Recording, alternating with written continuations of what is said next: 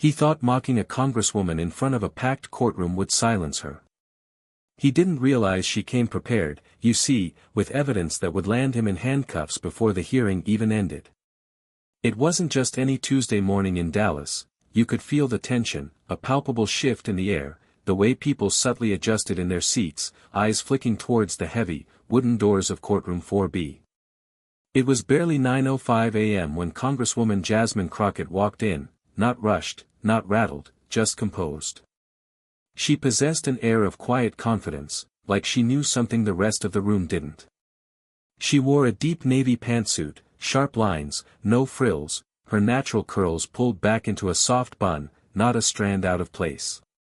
She looked exactly what she was, a U.S. Congresswoman who wasn't there to impress anyone, just to speak the truth.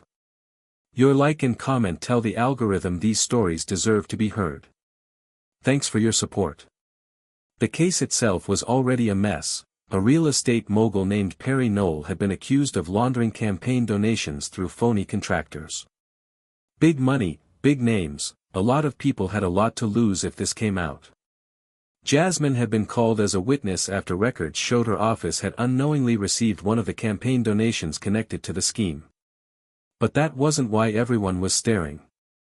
They were staring because the judge presiding over the case, Judge Ronald Gentry, was known for one thing: control. Old school, stiff collar, no nonsense, but with a temper simmering just beneath the surface. He'd been on the bench for over 25 years, and some whispered he'd grown too comfortable, too sure no one would ever challenge him. Jasmine took her seat at the witness table. A few rows behind her, her legal aide, Rena Dalton, sat with a worn leather folder tucked close. Two federal agents, plain clothes, stood near the back. They blended in unless you knew what to look for, tight jawlines, eyes scanning everyone, unmoving. The courtroom buzzed with tension, but it wasn't loud. It was the kind of quiet that feels loaded, a pause in the air, everyone waiting for something to snap. When Judge Gentry finally appeared, he didn't look at Jasmine, not once. He adjusted his robe, glanced at the defendant, and looked bored. But the moment Jasmine's name was called, he gave a smirk, barely there, but enough to notice. "You may proceed, Congresswoman," he said, his voice dry like sandpaper.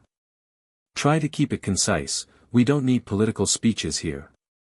There was a soft rustle in the gallery, a few people shifted, eyebrows raised. Jasmine didn't blink. She leaned into the microphone. "Thank you, Your Honor," she said. "I intend to speak only to what I witnessed." She began her testimony, measured and clear. She explained the day her office flagged a campaign contribution that didn't add up, how her chief of staff had raised questions, how they reported it and moved forward. But Judge Gentry wasn't listening, not really. He kept interrupting. "So you're saying you didn't catch it sooner? You expect us to believe that slipped past a sitting member of Congress?" He was baiting her, looking for a stumble, a crack in her tone. But Jasmine didn't give him one. Her voice stayed level, she answered every question, even the sharp ones, without hesitation. Then came the comment. "And tell me, Miss Crockett," the judge said, dragging out the "miss" like an insult, "did your staff miss it because they were too busy picking out your wardrobe for the press briefings?" For a second, it went completely silent. Even the court reporter looked up. Jasmine stared at him, one beat, two. "I'm not sure if that's a question, Your Honor," she replied, "but I'd be happy to answer when you ask something relevant." A couple of muffled chuckles echoed from the back. The judge's mouth tightened, but he moved on. Still, the damage was done, the line had been crossed. Something had shifted in the room. Jasmine glanced back toward Rena, no nods, no gestures, just the folder, now sitting on the bench beside her. But Jasmine didn't react the way people expected her to, not yet. She was waiting for the right moment, and it was coming. Hit like, subscribe, and let us know in the comments, who came out on top in this elite showdown. Judge Gentry leaned back in his chair, the corners of his mouth twitching with something between smugness and annoyance. He'd always been the smartest man in the room, or at least that's what he told himself.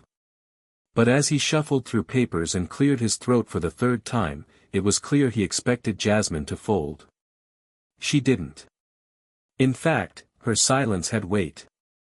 She wasn't trying to win the room, she was reading it, watching, calculating. The jab about her wardrobe had landed like a slap in the face, not just to her, but to every woman who ever had to defend her presence in a room full of men trying to make her small. The judge called for a 5-minute recess to realign the schedule, but no one was fooled. He needed air, or maybe a mirror. The moment the gavel tapped, people stood, too quickly. Jasmine stayed seated. She didn't check her phone, didn't speak, she just glanced at the folder next to Rena again, and this time Rena gave the smallest, slowest nod. Inside that folder wasn't gossip, it wasn't a last-ditch move or a bluff. It was research, connections, names, wire transfers. It had taken 2 retired investigators and a former IRS analyst 5 weeks to pull it together quietly. Jasmine hadn't intended to use it, she came to testify truthfully, fairly, without agenda. But when someone uses their seat of power to insult you in front of a packed courtroom, when they weaponize authority to degrade and distract, intentions change. When the judge returned, he looked refreshed, maybe too refreshed, like he'd just convinced himself he'd regained control. "Let's continue," he said. "Miss Crockett, kindly pick up where you left off, assuming there are no more fashion-related concerns." There it was again, smirking behind protocol. Jasmine didn't even look at him. "Your Honor," she said, her voice smooth, "before I continue, I respectfully request permission to enter a short statement into the official record." That stopped him. Gentry looked up, skeptical. "This isn't a hearing for speeches, Congresswoman." "It's not a speech," she replied, "it's a request directly related to the integrity of these proceedings." The prosecutor raised an eyebrow, so did the defense attorney. The room shifted again, still like a held breath. Judge Gentry hesitated. "Go ahead," he muttered. Rena stood up and walked toward the witness stand, holding the folder. She didn't say a word as she handed it to Jasmine, but the way she moved, measured, purposeful, made every eye follow her. Jasmine opened the folder slowly, as if every page inside mattered. She placed it on the table, kept one hand on top of it, and looked at the judge. "Before I continue," she said, loud enough for the courtroom to hear clearly, "I want to clarify something. The defendant in this case, Mr. Knoll, made a number of questionable contributions and received protections from people in powerful positions. That's what this trial is about. But what hasn't been addressed are the relationships behind those protections." The judge's expression changed, not dramatically, just enough that his left eye twitched. "Congresswoman, be very careful with what you are implying." "I'm not implying anything," she said calmly. "I'm reading directly from verified documents." She turned to the first page. In 2019, Mr. Knoll funneled $40,000 to a group of consulting firms linked to a real estate lobbying coalition. That coalition, in turn, hired the law offices of Gentry, Lee, and Broderick, before Your Honor returned to the bench.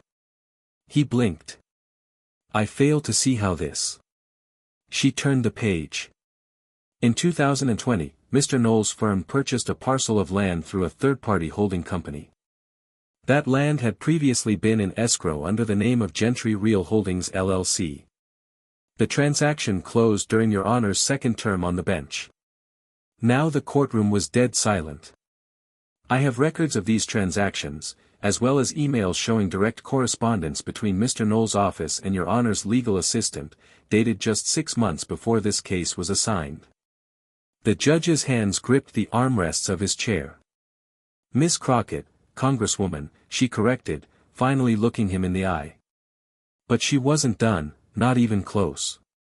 And every word that followed would dig deeper than anyone in that room was ready for. You could almost hear the air in the room shift, not a cough, not a shuffle, not even the creak of a bench, just stillness, as if everyone was afraid that the smallest movement would shatter the moment. Judge Gentry sat motionless, his jaw clenched so tightly it looked like he was biting through his own tongue. Across the room, the bailiff subtly adjusted his stance, eyes darting between the judge and Jasmine, like he wasn't sure who needed protection. Jasmine didn't raise her voice, she didn't need to. Her calm made the words hit harder. The folder sat open in front of her, pages marked with color-coded tabs, no theatrics, no outbursts, just facts, stacked, sorted, documented. "I'd like to continue reading into the record," she said, looking back down. Judge Gentry didn't respond. "Your Honor," she repeated. His voice was barely audible. "Proceed." She flipped to the next page and read from a notarized affidavit. "This is a sworn statement from accountant Beverly Arnett, who was contracted by one of Mr. Knowles' companies. She confirms that she was ordered to disguise recurring payments made to a personal consulting firm registered under the name G.R. Holdings." She paused and looked up. "Those are your initials, are they not, Your Honor?" Gentry didn't answer, his gaze was locked on some invisible point in the distance. His right hand moved to his collar, tugging slightly. From the back of the room, one of the plainclothes agents took a step forward, small, almost unnoticeable, but Jasmine saw it, so did Rena. Neither said a word. The judge tried to regain control. "These are serious accusations being made in the middle of a federal trial," he said, his voice sharper now, louder. "Without any prior motion or basis." "They are not accusations," Jasmine said. "They are records, receipts, bank statements, timelines. If you'd like to strike them from the record," she continued, "you'll have to explain why." He shifted in his seat for the first time. For the first time in his career, Gentry looked like a man who didn't know which words to reach for. The prosecutor stood up slowly. "Your Honor," he said cautiously, "I request a short recess to review these documents." "No," Jasmine said, turning her attention to him. "I believe the room deserves the full picture now, especially since this judge has been actively interrupting and insulting me since I took the stand." "Objection," the defense attorney tried, but no one backed him, not even the judge. Jasmine continued. "In this folder are 14 documented instances of financial interactions between the defendant and entities directly or indirectly tied to the Honorable Ronald Gentry. 3 of them involve gifts or unreported financial benefits within the last 5 years. She placed her hand on the last page, then looked back up. "Your Honor, do you have any financial interest in the outcome of this trial?" Gentry opened his mouth, but nothing came out, not a denial, not an excuse, just a pause too long to be honest. From the back, another agent moved forward, this time walking halfway down the aisle before stopping behind the last row. Now people were shifting, slowly, carefully. Phones appeared in hands, a couple of reporters began scribbling in notebooks. The defense attorney leaned over to whisper something into the judge's ear, but Gentry waved him off. "I have no," he began, but Jasmine raised a hand. "Before you answer, Your Honor, I'd like to formally submit these materials for review by the U.S. Attorney's Office, copies of which were delivered to them this morning." That landed like a hammer. The second plainclothes agent, taller, broader, joined the first, now both standing near the center aisle. The judge stared at them for a long second, then looked back at Jasmine. His face was a war zone, confusion, anger, fear, and something else, realization. She closed the folder slowly. "This is not about revenge," she said. "It's about accountability, even when it sits in the highest seat in the room." But what happened next didn't come from Jasmine, and that's what made it even more shocking. The judge's lips parted like he was about to speak, but the words never came. You could almost see the weight of every name, every figure, every timestamp pressing down on him. Sweat had started to form along his hairline, betraying the cool front he'd tried to keep up. Jasmine didn't move, she didn't gloat, she just watched, still as ever. The prosecutor cleared his throat. "Your Honor," he said, "if the Congresswoman's statement is accurate, this presents a serious conflict of interest, at the very least. I believe it warrants a formal recusal." Judge Gentry's eyes darted from the prosecutor to the defense table. The defendant, Perry Knoll, sat stiff in his seat, jaw clamped tight. He'd gone pale suddenly. His high-priced legal team was no longer whispering, they were motioning frantically to each other, flipping through their own paperwork, faces drawn tight. "I am the presiding judge in this courtroom." Gentry snapped, but even his voice cracked on the last word. "Yes," Jasmine replied quietly, "and that's exactly why this has to happen the right way." She reached into the folder again and lifted out a small bundle of printed emails, stapled together. "These are communications between the defendant's assistant and a law clerk assigned to your office, dated 3 weeks before the trial began. They discuss scheduling delays, procedural advantages, and this is key, the desire to avoid having certain witnesses, myself included, appear early in the trial." She paused to let the implication settle. "Meaning," she continued, "there was prior coordination between your office and the defendant's team about how this trial should play out." The defense team erupted. "This is absurd," the lead attorney barked. "Completely fabricated." But Jasmine cut in, calm as ever. "If you believe the emails are fabricated, I encourage your team to request a digital forensics audit. These documents were retrieved through a lawful subpoena and confirmed by 2 independent analysts." That shut him up. By now, the room had fully shifted, it wasn't a courtroom anymore, it was a moment, a reckoning. From the gallery, phones were up, reporters texted furiously, one older man in the third row whispered, "Is this really happening?" Judge Gentry adjusted his robe, then removed his glasses slowly and set them on the bench, like he needed a break from seeing. I need to speak with counsel," he muttered.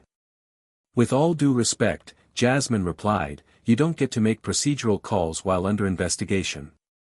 Her words were pointed, but not emotional, and that's what made them hit harder. She wasn't grandstanding, she was exposing the bones beneath the floor. The lead prosecutor took one look at the agent standing quietly at the back of the room, then turned to Gentry.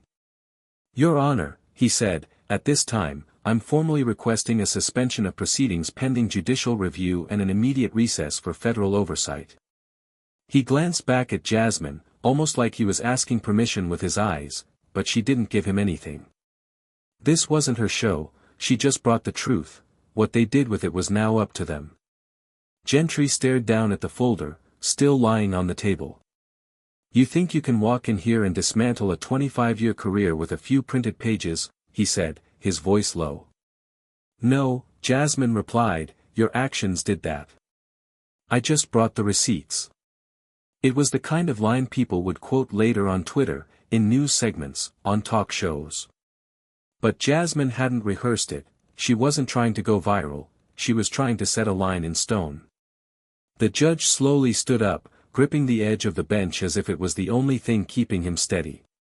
"Court is in recess," he said, and began gathering his papers with trembling hands. But before he could take a step off the platform, the shorter of the 2 agents walked forward, flashing his badge. "Judge Gentry," he said, "we need to speak with you immediately. Please step away from the bench." But what happened in the next 60 seconds would leave even seasoned legal veterans speechless, and there was no coming back from it. Judge Gentry stood frozen. The courtroom, once buzzing with formality and routine, had slipped into something else entirely, no gavels, no posturing, just a federal agent standing 5 feet from the bench with a badge in one hand and authority in the other. "You're going to do this here?" Gentry asked, his voice caught somewhere between disbelief and panic. "In my courtroom?" The taller agent joined his partner, stepping in line with practiced ease. His eyes didn't blink. "Yes, sir," he replied. "We're executing a federal detainment order issued this morning by the Office of the Inspector General." The judge's face lost its color. He looked around as if hoping someone, anyone, would object, would remind these agents who he was. But no one spoke, not the bailiff, not the prosecutor, not even the defendant's legal team. Everyone knew what they were witnessing had weight, it wasn't just rare, it was nearly unheard of. "I want to consult my attorney," Gentry said, reaching for his phone. "Respectfully, sir," the agent said as he stepped forward, "you'll have the opportunity to do that once we transport you to the district field office." For now, we ask that you comply peacefully." The judge's hand stopped mid-air, then slowly he placed it down, fingers tapping nervously on the polished wood. It was the most unsteady he had ever looked, and Jasmine Crockett was still seated, silent, unflinching, watching it all unfold without a trace of satisfaction. Gentry stepped down from the bench, his robe caught on the corner of his chair, forcing him to tug it loose awkwardly. That single moment, the clumsy pull, humanized him in the worst way, not as a figure of respect or wisdom, but as a man who had finally run out of cover. The agents flanked him gently but firmly, one reached for the cuffs while the other issued the formal Miranda warning. "You have the right to remain silent." The words, so often recited like background noise in crime dramas, suddenly felt jarring, real, too real. Phones were up again, the reporters didn't even bother being discreet anymore. You could almost hear camera shutters clicking over the hush. One woman near the back put her hand over her mouth, whispering, "Oh my God," before realizing she'd said it aloud. As the cuffs locked into place behind his back, Judge Gentry didn't speak, didn't look at anyone, just stared down at the floor as if it might swallow him whole. The bailiff didn't move, he just watched, maybe in shock, maybe in agreement. The agents began escorting him toward the side door, where a separate corridor led directly to a secure vehicle entrance. One of them paused to radio in confirmation. "One in custody, code 3004 confirmed, preparing transport." Jasmine finally stood, no fist pump, no smug smile, just poise. She glanced once at Rena, who was already collecting the folder, then she turned to the prosecutor. "I hope the case can proceed fairly now." The prosecutor, still visibly stunned, nodded. "Congresswoman, I had no idea." "I know," she said quietly. Perry Knoll looked over his shoulder at the chaos unfolding and muttered something to his attorney. Whatever confidence he'd walked in with that morning had cracked, the damage was done, not just to Gentry, but to every advantage Knoll thought he had secured behind closed doors. One of the federal agents held the door open as Gentry passed through. As it shut behind him, the sound echoed, sharp, final, like the punctuation at the end of a very long sentence. But outside those courtroom walls, the real storm was just beginning, and Jasmine had no idea how far this would ripple. Outside the courthouse, the day had rolled on like any other, sunlight on concrete, traffic humming past, people in suits with coffee cups in one hand and phones in the other. But that quiet broke the moment the courthouse door swung open. Federal agents moved with purpose. The crowd outside, mostly reporters and a few curious onlookers, surged forward the second they saw the handcuffs. Some gasped, some shouted questions, but Judge Ronald Gentry didn't respond. He looked straight ahead, as if staring through the crowd, eyes fixed on some point far beyond the concrete steps. He hadn't covered his face, he didn't yell or argue, he just looked deflated, like the realization had fully landed. All the years on the bench, all the cases, the accolades, the authority, it didn't mean a thing now. Jasmine Crockett exited the courthouse minutes later, through a different side door, no escort, no entourage, just Rena beside her, holding the now empty folder. They didn't speak, they didn't need to. A swarm of reporters turned when they spotted her, rushing toward the street to meet her, microphones, cameras, rapid-fire questions. "Congresswoman, was this planned in advance? Did you intend to expose the judge today? Do you think this affects the credibility of the justice system?" She paused on the curb, then turned slowly. "I was called to testify," she said calmly. "I did just that. What happened after is a result of choices made long before I walked into that room. But were you expecting federal agents?" "I was expecting to be interrupted, I was expecting to be dismissed, I was not expecting accountability, but I welcome it." With that, she crossed the street, her steps measured, almost slow. The flashing cameras didn't seem to faze her, it was like she'd trained herself long ago not to blink when the lights came on. Inside the courthouse, staff members exchanged stunned glances, some whispered, others didn't say a word. In a small office on the second floor, a law clerk stared down at a printed email thread with her name on it. She swallowed hard. In the basement holding area, Judge Gentry sat on a bench, cuffed to the wall, the same bench that once held defendants he'd sentenced. He stared at the opposite wall, jaw clenched, a slow breath escaping his nose. The arrest was already everywhere, local news stations were breaking the story live, headlines flashing on phones across Dallas, federal judge detained during trial, Congresswoman Crockett at center of shocking turn. Back in the courtroom, Perry Knoll's team was frantically filing motions to pause the trial, citing judicial compromise and potential mistrial. The prosecutor looked exhausted, hunched over a desk, reviewing every line of evidence with new eyes. And Jasmine? She was gone before noon.